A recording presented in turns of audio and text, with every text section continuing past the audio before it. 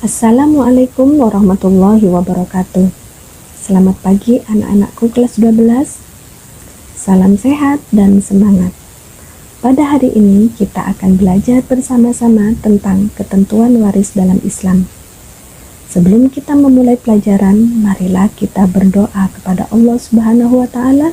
Semoga pelajaran kita menjadi ilmu yang nafi dan barokah. Berdoa mulai. Bismillahirrahmanirrahim. Rabbi zidni ilma warzuqni fahma. Rabbi syrahli sadri wa yassirli amri wahlul 'uqdatam min lisani yafqahu qawli. Amin ya rabbal alamin. Selanjutnya, tujuan pembelajaran kita pada hari ini yaitu 1. Peserta didik dapat memahami pengertian warisan melalui pengamatan video. 2. Menganalisis ketentuan warisan dalam Islam melalui studi literatur. 3. Mengevaluasi ketentuan warisan dalam Islam melalui studi kasus. 4. Menerapkan ketentuan warisan dalam Islam melalui pemecahan masalah dalam kehidupan sehari-hari. Sudah siap? Pengembangan materi ajar. Menganalisis dan mengevaluasi ketentuan waris dalam Islam memiliki 3 hal, yaitu 1. Mempraktekkan pembagian warisan berdasarkan syariat Islam. 2. Peduli kepada orang lain sebagai cerminan pelaksanaan ketentuan waris dalam Islam. 3. Meyakini kebenaran ketentuan waris berdasarkan syariat Islam. Pengertian ilmu mawaris. Dalam bahasa Arab, kata waris berarti harta peninggalan orang yang meninggal dunia yang akan dibagikan kepada ahli warisnya. Ilmu yang berkaitan dengan masalah pewarisan disebut dengan ilmu mawaris, yang lebih dikenal dengan istilah ilmu faraid. Ahli waris dalam Al-Quran jelas tertuang dalam surat An-Nisa ayat 11 dan 12. Yuk kita simak baik-baik. A'udzu billahi minasy syaithanir rajim. Bismillahirrahmanirrahim. Yusikumullahu fi auladikum lidzakari mislu hadzil unsayayn. Fa in kunna nisaa'an fawqa ithnatayni falahunna thulutha ma tarak wa in kanat wahidatan falahan nisf wali abawaihi likulli wahidin minhumas sudus likulli wahidin minhumas sudusu mimma taraka in kana lahu walad fa in lam yakun lahu waladun wa warisahu abawahu fali ummihi sudus fa in kana lahu ikhwatun fali ummihi sudus fali ummihi sudusu min ba'di wasiyati yusi biha aw dain.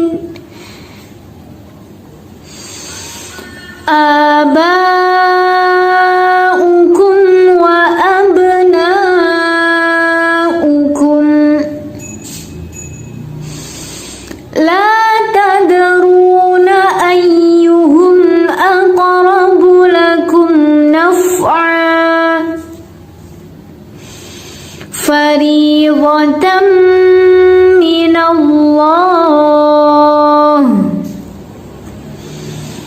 إن الله كان عليما حكيما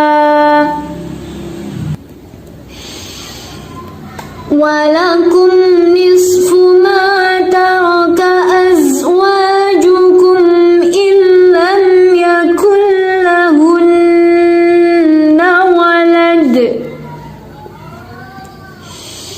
فإن كان لهن ولد فلكم الربع مما تركن من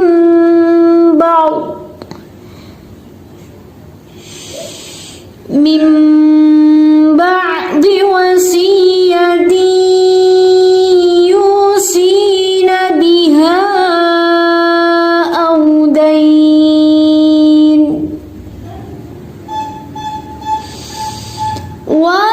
ولهن الربع مما تركتم إن لم يكن لكم ولد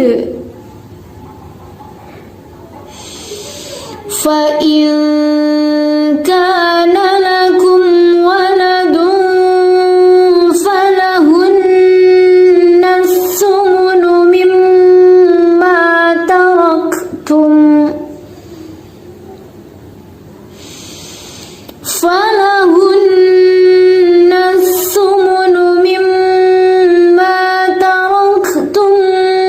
من بعد وصية توصوا بها أو دين وإن كان رجل يورث كلالة أو امرأة وله أخ أو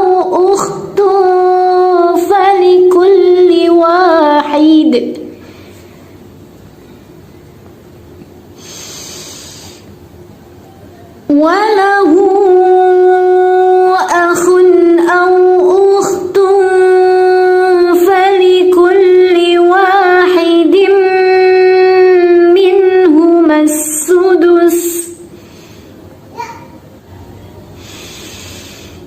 فإن كانوا أكثر من ذلك فهم شركاء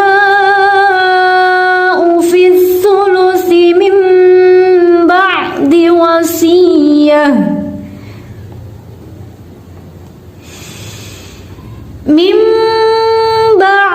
وصية يوصى بها أو دين غير مضار وصية من الله والله عليم حليم صدق الله العظيم. Allah mensyariatkan kepadamu tentang pembagian warisan untuk anak-anakmu, yaitu bagian seorang anak laki-laki sama dengan bagian dua orang anak perempuan. Dan jika anak itu semuanya perempuan yang jumlahnya lebih dari dua, maka bagian mereka 2/3 dari harta yang ditinggalkan. Jika dia anak perempuan itu seorang saja, maka dia memperoleh setengah harta yang ditinggalkan. Dan untuk kedua ibu bapa, bagian masing-masing 1/6 dari harta yang ditinggalkan jika dia yang meninggal mempunyai anak. Jika dia yang meninggal tidak mempunyai anak dan dia diwarisi oleh kedua ibu bapaknya saja, maka ibunya mendapat 1/3. Jika dia yang meninggal mempunyai beberapa saudara, maka ibunya mendapat 1/6. Pembagian-pembagian tersebut di atas setelah dipenuhi wasiat yang dibuatnya atau dan setelah dibayar utangnya. Tentang orang tuamu dan anak-anakmu, kamu tidak mengetahui siapa di antara mereka yang lebih banyak manfaatnya bagimu. Ini adalah ketetapan Allah. Sungguh, Allah Maha mengetahui. Dan bagianmu suami-suami adalah 1/2 dari harta yang ditinggalkan oleh istri-istrimu jika mereka tidak mempunyai anak. Jika mereka istri-istrimu itu mempunyai anak, maka kamu mendapat 1/4 dari harta yang ditinggalkannya setelah dipenuhi wasiat yang mereka buat atau dan setelah dibayar utangnya. Para istri memperoleh 1/4 harta yang kamu tinggalkan jika kamu tidak mempunyai anak. Jika kamu mempunyai anak, maka para istri memperoleh 1/8 dari harta yang kamu tinggalkan setelah dipenuhi wasiat yang kamu buat atau dan setelah dibayar utang-utangmu. Jika seseorang meninggal, baik laki-laki maupun perempuan yang tidak meninggalkan ayah dan tidak meninggalkan anak, tetapi mempunyai seorang saudara laki-laki seibu atau seorang saudara perempuan seibu, maka bagian masing-masing dari kedua jenis saudara itu 1/6 harta. Tetapi jika saudara-saudara seibu itu lebih dari seorang, maka mereka bersama-sama dalam bagian yang 1/3 itu, setelah dipenuhi wasiat yang dibuatnya atau dan setelah dibayar utangnya dengan tidak menyusahkan kepada ahli waris. Demikianlah ketentuan Allah. Allah Maha mengetahui, Maha penyantun.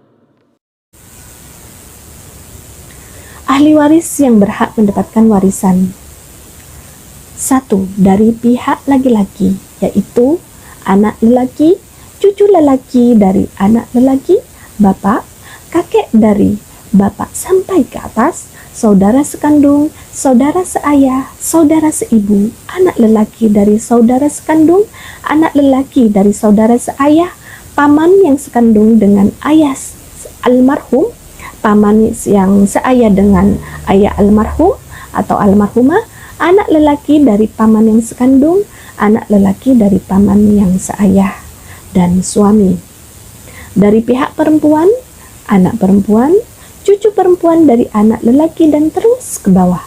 Ibu, nenek dari bapak sampai ke atas, nenek dari ibu sampai ke atas, saudara perempuan sekandung, saudara perempuan sebapak, saudara perempuan seibu, dan istri. Undang-undang tentang mawaris. Aturan mengenai warisan di Indonesia diatur dalam Undang-Undang Nomor 7 Tahun 1989 tentang peradilan agama. Undang-undang tersebut memuat tentang hak orang Islam mengenai perkara warisan dan peranan peradilan agama dalam penetapan warisan. Penyebab seseorang mendapatkan warisan: 1. Karena hubungan keturunan atau kekeluargaan dalam istilah nasabiyah wal qarabah.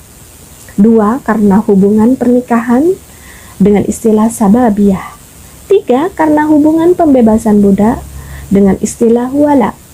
4. Karena hubungan agama dan sesama muslim. Kelompok ahli waris. 1. Zawil furud, yakni ahli waris yang jatah pembagiannya telah disebutkan dalam Al-Quran maupun hadis Rasulullah Shallallahu Alaihi Wasallam. Adapun jumlah pembagian yang disebutkan dalam kedua sumber ajaran Islam itu adalah 1/2, 1/3, 1/4, 1/6, 1/8, dan 2/3. Berikut ini adalah masing-masing personal yang mendapatkan jatah pembagian tersebut. Ahli waris yang mendapatkan jatah 1/2 diantaranya anak perempuan tunggal, cucu perempuan tunggal dari anak lelaki, saudara perempuan tunggal sekandung jika tidak ada anak, saudara perempuan tunggal sebapak jika tidak ada anak, suami jika tidak ada anak atau cucu.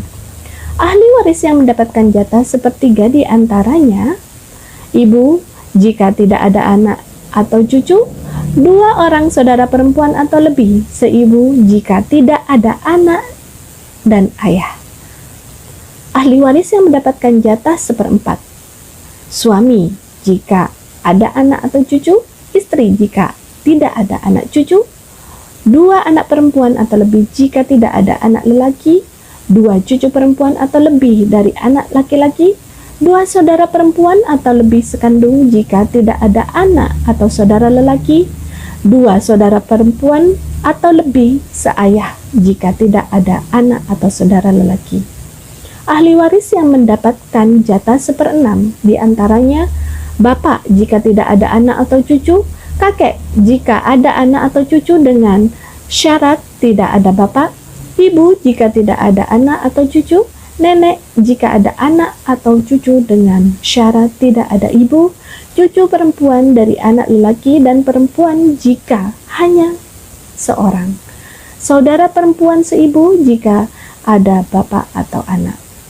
Ahli waris yang mendapatkan jatah 1/8 istri jika ada anak atau cucu. Ahli waris yang mendapatkan jatah 2/3 diantaranya 2 anak perempuan atau lebih jika ada anak laki-laki, 2 cucu perempuan atau lebih dari anak laki-laki, 2 saudara perempuan atau lebih sekandung jika tidak ada anak dan saudara lelaki, 2 saudara perempuan sebapak atau lebih jika tidak ada anak dan saudara lelaki. Asobah. Asobah adalah ahli waris yang mendapatkan seluruh sisa harta warisan dan dapat memperoleh seluruh harta jika tidak ada ahli waris zawil furud. Ahli waris asobah dibagi menjadi 3, yaitu yang pertama asobah binafsihi, yaitu ahli waris yang menjadi asobah karena dirinya sendiri tanpa dipengaruhi ahli waris yang lainnya. Mereka itu adalah anak laki-laki, cucu laki-laki dari anak laki-laki, bapak, kakek, saudara laki-laki sekandung, saudara laki-laki sebapak, anak laki-laki dari saudara laki-laki sekandung, anak laki-laki dari saudara laki-laki sebapak, bapak sekandung, paman sebapak, anak-anak laki-laki dari paman sekandung, anak laki-laki dari paman sebapak, lelaki yang memerdekakan almarhum atau almarhumah apabila dulu satu-satunya sebagai budak. Yang B, asobabi ghairihi, yakni ahli waris yang menjadi asobah karena adanya ahli waris lainnya. Di antara golongan ini adalah anak perempuan yang tertarik anak lelaki, cucu perempuan dari anak lelaki yang tertarik cucu lelaki dari anak lelaki, saudara perempuan sekandung yang tertarik saudara lelaki sekandung, saudara perempuan sebapak yang tertarik saudara lelaki sebapak. C. Asobah ma'al ghair, yakni ahli waris yang menjadi asobah bersama ahli waris lainnya. Mereka itu diantaranya saudara perempuan sekandung, seorang atau lebih bersama dengan anak atau cucu perempuan dari anak lelaki, baik seorang atau lebih, saudara perempuan sebapak, seorang atau lebih bersama dengan anak atau cucu perempuan, baik seorang atau lebih. Akan tetapi yang perlu diingat, sebelum harta pusaka dibagikan, hendaklah seluruh tanggungan almarhum atau almarhumah dipenuhi terlebih dahulu oleh ahli waris. Misalnya hutang piutang atau tanggungan yang lain. Barulah setelah membayar seluruh tanggungan almarhum atau almarhumah, harta pusaka boleh dibagikan kepada ahli waris. Sampai di sini paham anak-anakku? Selanjutnya, ahli waris hajib atau mahjub. Ahli waris hajib adalah ahli waris yang dapat menghalangi ahli waris lain untuk tidak mendapatkan harta pusaka, baik secara keseluruhan, hajib hirman, maupun hanya sekedar mengurangi jatah pembagiannya, atau hajib nukson. Sementara yang dimaksud dengan ahli waris mahjub adalah orang yang terhalangi untuk mendapatkan keseluruhan harta atau terkurangi jatahnya karena adanya hajib. Contohnya, bapak bisa menjadi hajib bagi kakek atau anak bisa menjadi hajib bagi cucu. Sementara ahli waris yang tidak bisa terhalangi oleh siapapun adalah anak, suami, istri, bapak, dan ibu.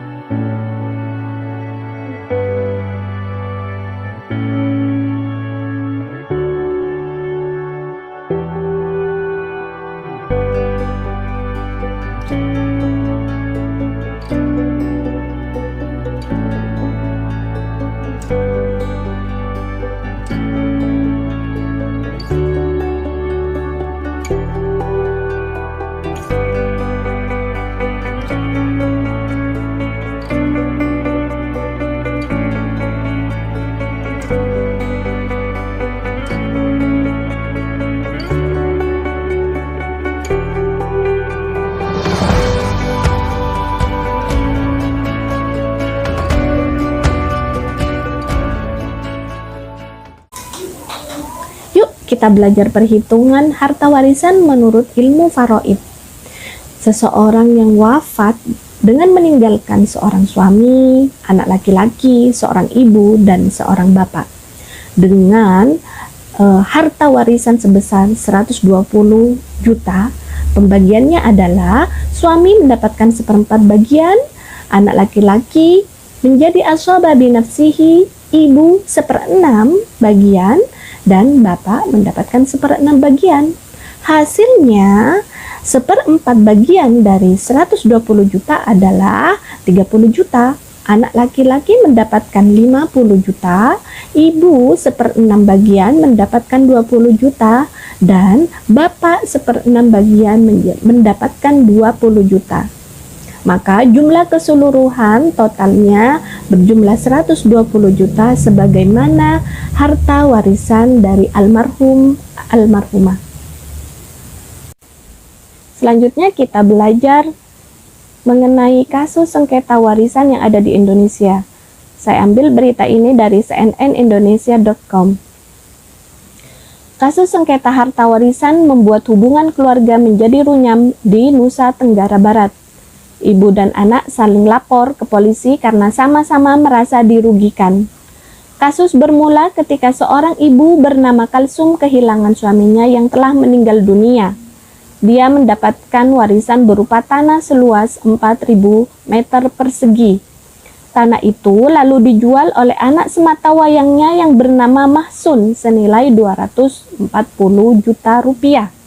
Dari hasil penjualan, Mahsun hanya memberi sepeda motor senilai 15 juta kepada Kalsum. Akhirnya Kalsum tidak terima, melaporkan sang anak kepada polisi. Dan anak pun tidak terima, anak pun melaporkan sang ibu kepada polisi. Bagaimana sih sebenarnya penyelesaian sengketa warisan ini menurut ilmu faraid? Yuk kita belajar bersama-sama. Dari kasus ini, pertama kita harus menentukan siapa ahli warisnya. Kita ketahui ahli warisnya adalah istri dan anak laki-laki. Dalam ilmu faraid, pembagian harta warisan untuk istri yakni 1/8 karena ada anak laki-laki. Anak laki-laki mendapatkan asobah. Bagaimana sih perhitungannya? Yuk kita hitung. Dengan harta warisan sebesar 240 juta, istri mendapatkan 1/8 kali 240 juta yaitu 30 juta rupiah. Dan anak laki-laki sebagai asobah mendapatkan 240 juta rupiah dikurangi 30 juta rupiah, yaitu sebesar 210 juta rupiah. Sudah jelas bukan? Sebab terhalangnya mendapatkan warisan. Ada loh yang tidak bisa mendapatkan warisan. Siapa saja? 1. Karena murtad. 2. Berbeda agama. 3. Budak atau hamba sahaya. 4. Pembunuh. Hikmah hukum waris. Banyak hikmah yang kita dapatkan dengan mempelajari hukum waris. Di antaranya adalah menciptakan sikap tunduk dan patuh kepada ajaran Allah Subhanahu wa taala dan Rasulullah Shallallahu alaihi wasallam. 2. Memperhatikan kesejahteraan ahli waris. 3. Mendahulukan kepentingan mayit daripada yang masih hidup. 4. Membentuk manusia untuk tidak rakus terhadap harta dan bisa bersikap adil. 5. Mendidik manusia agar hidup hemat dan tidak menghambur-hamburkan amanah Allah, yaitu berupa harta benda. Nah, kesimpulan pelajaran kita pada saat ini yaitu mawaris adalah harta peninggalan orang yang meninggal dunia yang akan dibagikan kepada ahli warisnya. Ilmu mawaris dikenal dengan istilah ilmu faraid. Ketentuan waris sudah jelas dalam Quran Surat An-Nisa ayat 11 dan 12. Ahli waris yang berhak mendapatkan warisan yaitu dari jalur pihak laki-laki dan jalur pihak perempuan dengan ketentuan 3 golongan. Yang pertama zawil furud, kedua asobah, ketiga hijab. Penyebab seseorang mendapatkan warisan 1. Nasobiyah wal qoroba. 2. Sababiyah. 3. Wala. 4. Hubungan agama sesama muslim. Contoh perhitungan waris kita sudah menerangkan secara literat yang ada di dalam buku teks dan contoh kasus yang kita ambil dari cnnindonesia.com. Dan terakhir tentang hikmah waris. Semoga yang kita pelajari hari ini mendapatkan ridha Allah Subhanahu wa Ta'ala dan menjadi ilmu yang barokah dan nafi. Sampai jumpa di lain waktu. Marilah kita akhiri pelajaran kita dengan ucapan Alhamdulillahirabbil alamin. Terima kasih. Assalamualaikum warahmatullahi wabarakatuh.